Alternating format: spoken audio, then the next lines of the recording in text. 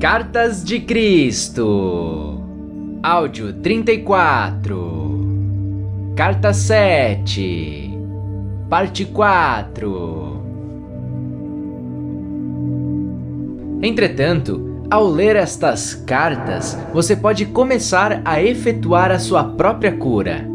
As instruções referentes à realidade divina que impulsiona a existência são primordiais em seu próprio tratamento, assim como a maneira correta de se harmonizar-se com ela e de extrair vida divina no processo de cura. Quando você começa a extrair a vida da realidade divina por meio de sua busca espiritual, fazendo perguntas, meditando, lendo e orando, você começa a abrir a sua psique enclausurada no sono da consciência egocêntrica terrena. Você atrai para a sua mente e suas emoções a natureza da realidade divina em si. Tudo o que passa pela sua mente e emoções é passado aos campos eletromagnéticos que estão à sua volta. Isso contribui para a sua força. Quando seus campos eletromagnéticos são energizados pelo poder que você extrai da realidade divina, então o poder regressa a seu corpo físico e cada órgão torna-se cada vez mais saudável e qualquer disfunção é gradualmente eliminada. É vital que você lembre desses processos relativos aos campos físico-eletromagnéticos, porque o conhecimento o inspirará e encorajará para sua meditação diária e sintonização com a realidade divina.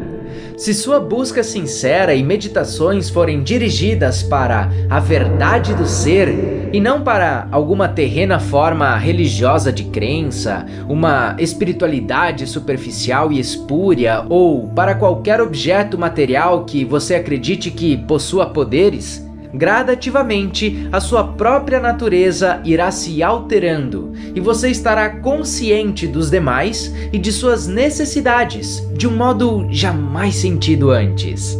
Você se tornará mais empático, compreensivo, afetuoso, compassivo e gentil. De fato, as qualidades de alma da vida divina começarão a controlar os seus impulsos naturais, egocêntricos de satisfação e autodefesa.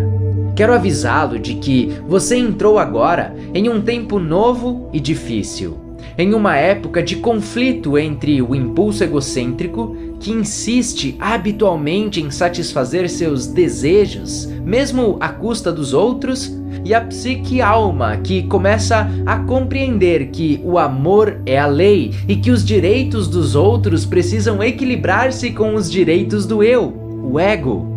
Enquanto a psique vai absorvendo cada vez mais da alma, a realidade divina em sua consciência, o velho impulso egocêntrico começa a diminuir sua pressão e o conflito interior cotidiano se torna mais intenso. A psique-alma, agora trabalhando através da mente e do coração, descobre que está avaliando as necessidades dos outros em oposição à validade de suas próprias necessidades e sente-se oprimida e cansada da luta interna sem fim do autoquestionamento e autojulgamento. Quando a psique atinge esse ponto de percepção, isso indica que a atração da consciência humana está diminuindo a tal ponto que a alma está se aproximando e reunificando-se com a realidade divina. A alma reconhece, por meio da psique, que ela ama o amor divino, que é a realidade divina, mais do que a qualquer coisa terrena, e que ela anseia por estar plenamente unida com a sua fonte do ser. A psique acaba por renunciar aos impulsos da consciência egocêntrica em favor da realidade divina e por suplicar que seja capaz de renunciar ao ego através da morte de sua personalidade. Isso acontece quando a pessoa está verdadeiramente alcançando o ápice de sua vida espiritual e normalmente necessita de um mestre espiritual para guiá-la nesse processo. Essa morte da personalidade nunca deve ser empreendida como um meio para alcançar maior intuição espiritual. Isso é altamente perigoso e não o fará alcançar uma vida espiritual ou terrena de maior sucesso. Se isso ocorrer antes do devido tempo, será enormemente destrutivo para a psique e para o ego. Dificultará todo o desenvolvimento da alma, psique, ego, físico. Ninguém deveria manter tal pensamento com a finalidade de estar mais avançado na percepção espiritual e na verdade.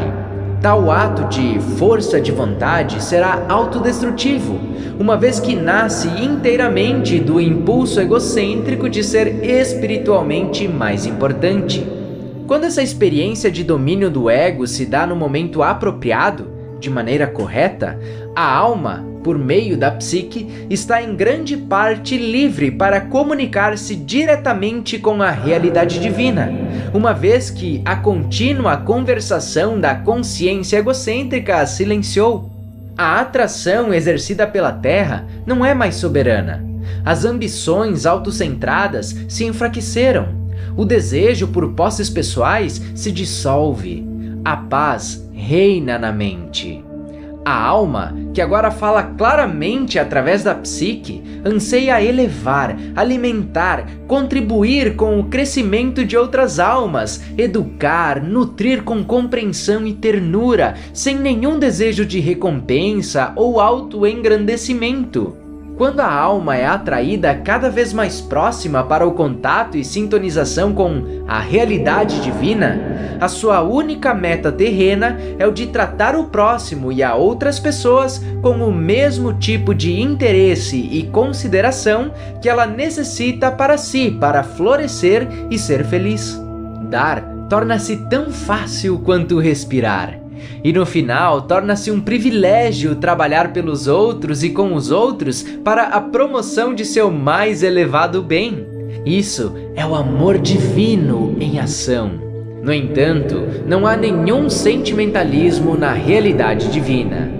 A intenção por trás da individualização foi a de permitir que a realidade divina em si experimentasse a sua própria natureza de criatividade, alegria e realização pessoal. Por essa razão, quando eu estava na Terra, tracei claramente os limites entre dar e receber, dizendo: faça aos outros aquilo que deseja que façam a você. Essa afirmação foi um alerta amoroso, significando que se colhe o que se semeia. Isso também é uma orientação para o comportamento.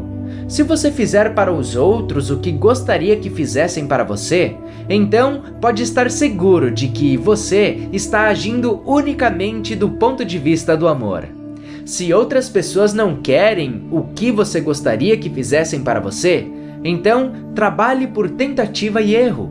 Dê um passo positivo em frente, cumprindo um ato de amor verdadeiro, e se isso for rejeitado, você ganhou a oportunidade de descobrir o que seria mais bem apreciado no futuro. Dessa maneira, você cresce no ato de amar. Eu também disse: ame ao próximo como você ama a si mesmo. Isso significa que você deve ter a mesma consideração com o conforto do outro como a que tem com o seu próprio. Isso também significa que qualquer coisa que você deseje para outras pessoas, você ficaria feliz que elas desejassem para você. Isso significa que você deve pensar sobre as outras pessoas aquilo que você ficaria feliz que elas pensassem sobre você.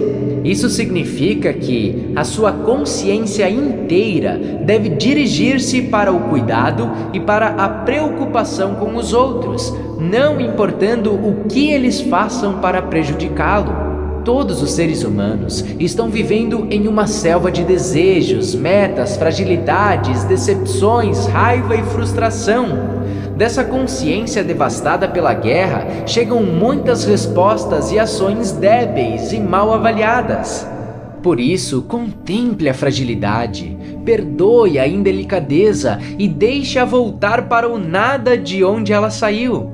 A única verdade e realidade de sua vida é a consciência divina, inteligência, amor. Mantenha-se firme nessa compreensão todo o tempo.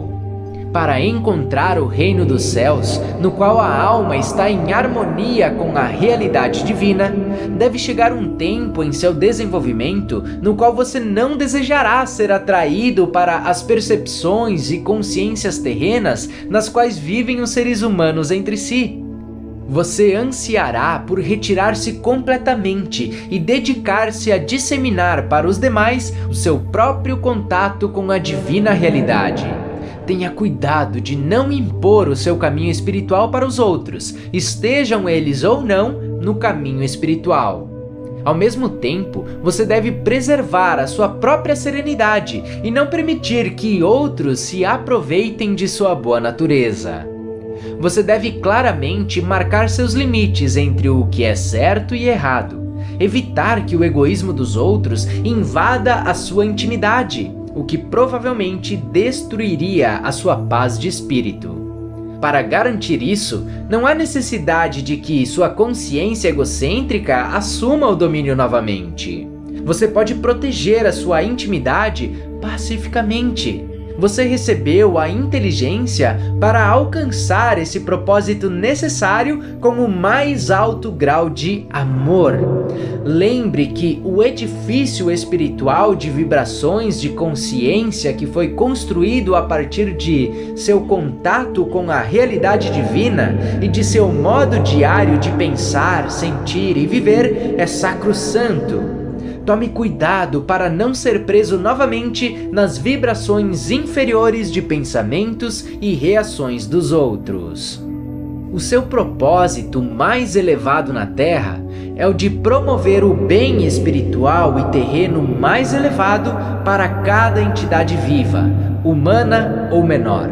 Não o faça pela descida ao nível vibratório daqueles que estão em necessidade. Mas, se existir a disponibilidade de escuta e aceitação, estenda a mão e ofereça a sabedoria que o conduziu ao seu santuário, o seu santo dos santos na mente, emoções e condições de vida. Em caso contrário, guarde a sua paz. A simpatia e a compaixão devem ser imparciais. A empatia o arrastará para baixo e envolverá suas vibrações de consciência espiritual no nível vibratório humano.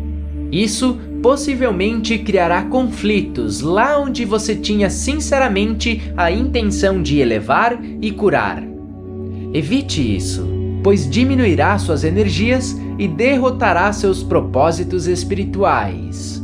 O amor puro se interessa unicamente pela elevação e pelo progresso espiritual, pela cura e o alcance do reino dos céus.